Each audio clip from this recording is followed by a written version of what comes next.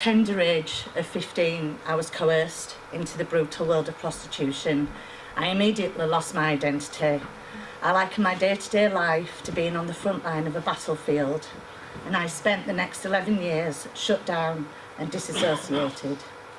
I actually was very fortunate not to have an addiction. I had a coercer who had an addiction, my pimp had an addiction, and the only thing I thank him for is that he never shared his crack cocaine with me. And I really, my heart goes out to you two fantastic women, and I'm so pleased that we're sharing this space today and that we're free from abuse. I'm so really honoured to do that. I do actually bring with me hundreds of women who actually cannot be public about this issue. They can't be public because they have children, they have partners, they have jobs, and people don't know about their horrendous history. So I do bring with me also hundreds of women. I don't just stand here as a selfish, righteous person who believes that, you know, oh, poor me. No, I don't. I bring with me every single woman who I've met, and there's hundreds of them, hundreds and hundreds and hundreds, not just in my life of prostitution, but in 22 years of exiting. I suppressed feelings of shame and disgust constantly, telling myself that this was a job like any other. I exited prostitution almost 22 years ago. I exited because I was shocked into a harsh reality when my 17-year-old cousin was found murdered in her home in Bradford. She'd been introduced to the world of heroin and prostitution at the tender age of 14, and she was murdered by a sex buyer. He had just been released from prison after serving an 18-month sentence for murdering a 19-year-old young woman in prostitution, and he was released on the grounds of provocation. It was within no time at all he had murdered Maureen. I have campaigned for the abolition of the sex trade ever since, not just because of the damage I experienced and still experience due to my involvement in this brutal trade, but also for the hundreds of women I have supported over the years. The women who are so damaged they self-medicate with alcohol and other substances, the many women who suffer with chronic health problems that are both mental and physical. Mostly I campaign for the individuals who have been murdered, of which there are many. I am now a member of Space International. Space is a survivor-led international organisation formed to give voice to the women who have survived the abusive reality of prostitution. Space includes members from France, Denmark, Germany, Ireland, Canada, Australia, South Africa, the US and the UK. SPACE stands for Survivors of Prostitution Abuse Calling for Enlightenment. We call for enlightenment because before we can expect social change, prostitution must be recognised for the abuse that it is, and not as the oldest profession in the world. It is oppression. The abusive nature of prostitution is evident in the lives that exploited women lead and the feedback we hear from exploited women. For example, a large amount of prostituted women also have problems with addiction. We've heard from this.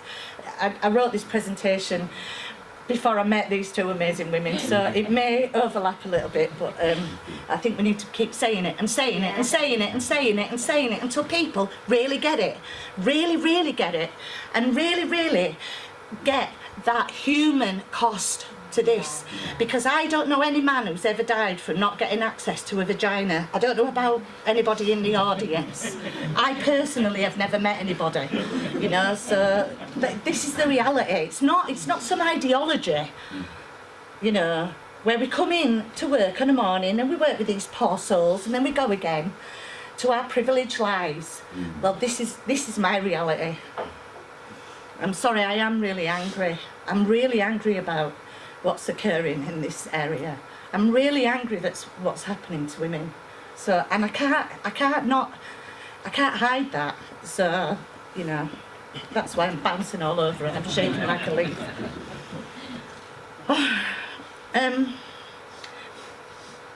Many women who spend the night selling their bodies will then spend all of that money on drugs before they go back the next evening to repeat the experience.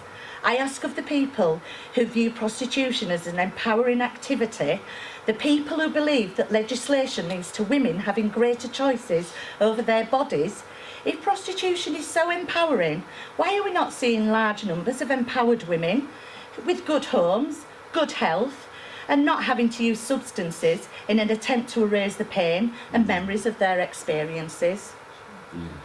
30 years ago, when I was arrested in the UK for prostitution, the police knew who my pimp was. They chose not to arrest him. I ended up with a criminal record while he went free.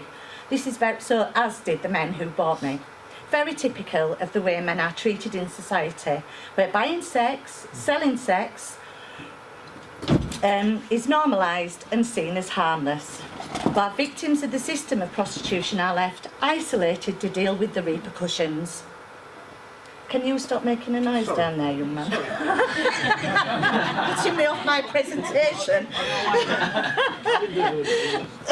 That's all right. I'll forgive you, Alan. If we really do care about women's lives and human rights, the only approach to stand behind is the Nordic model, otherwise known as the abolitionist model, the equality model, and in the UK, the Ipswich model. This was first instituted by Sweden in 1999. This model decriminalises those who sell and criminalise pimps, sex buyers and brothel owners. It also offers support to those who wish to exit the industry and has since been adopted by many other European countries, including Northern Ireland and the Republic of Ireland, which I was actually instrumental in that. And the day in Parliament when we got that, it was just so amazing. The abolitionist model is supported by sex trade survivors and feminist activists around the world, as it is the only approach that is based on the principle of gender equality and which recognises the fact that the system of prostitution is harmful and needs to be eliminated. Unless we acknowledge the massive power imbalance in the system of prostitution, we will never be able to support women who have no other choice but to sell sex, and who so desperately want to leave this trade. The men who buy sex have absolute power and privilege over those who are sold. I'm saying that it is okay, in saying that it is okay for men to buy sex, their desire to exploit is made more important than a woman's basic safety and human rights to be free from torture and slavery. It is a despicable slap in the face of women who deserve to live better lives than this and who should be given support. So women I know are left with permanent trauma to overcome, both physical and psychological. It can take a lifetime to heal. I am lucky that I have support around me, but there are so many who do not and who are unable to speak out. To tackle the abuse that women are subjected to in this abusive trade, we are calling for political recognition of prostitution as sexually abusive and exploitation.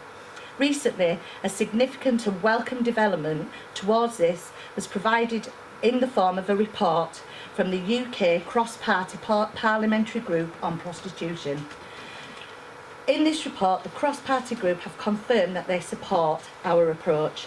This will hopefully lead to a move towards the introduction of the Nordic model in the UK.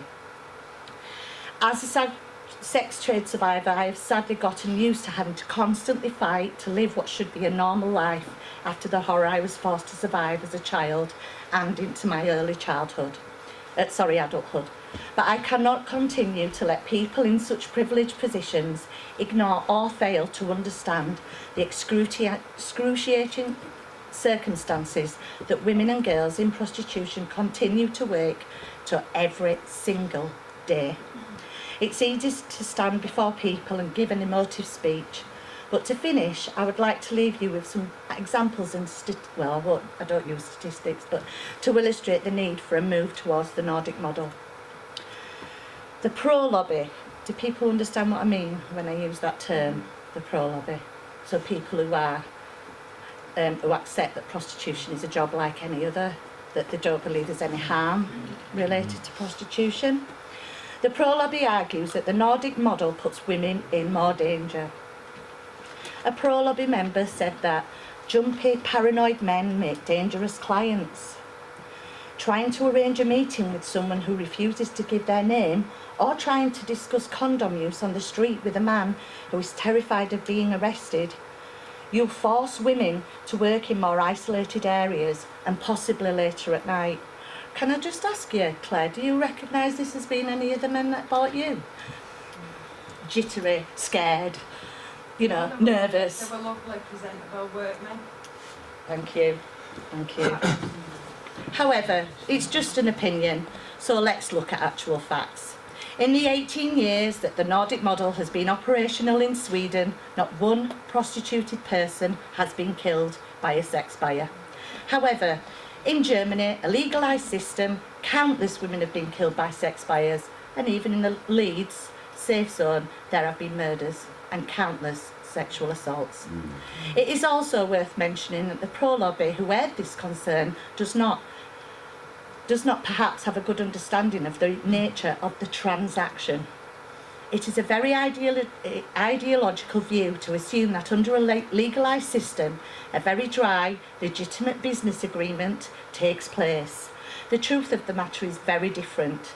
We only have to look at the number of assaults, rapes and murders that take place in legal areas to confirm this. To end, I would ask you to consider the harsh reality of prostitution. Too many people view prostitution as a business transaction, using terminology that is more relevant to a business deal. But please consider for a moment the reality of selling the rights to your body to a constant stream of men, many of whom will see their legal right to buy sex as a green light to subject you to whatever depravity they see fit. Please consider for a moment that this is not a business deal. It is rape, because if the woman wanted sex, why would the buyer need to pay? Thank you.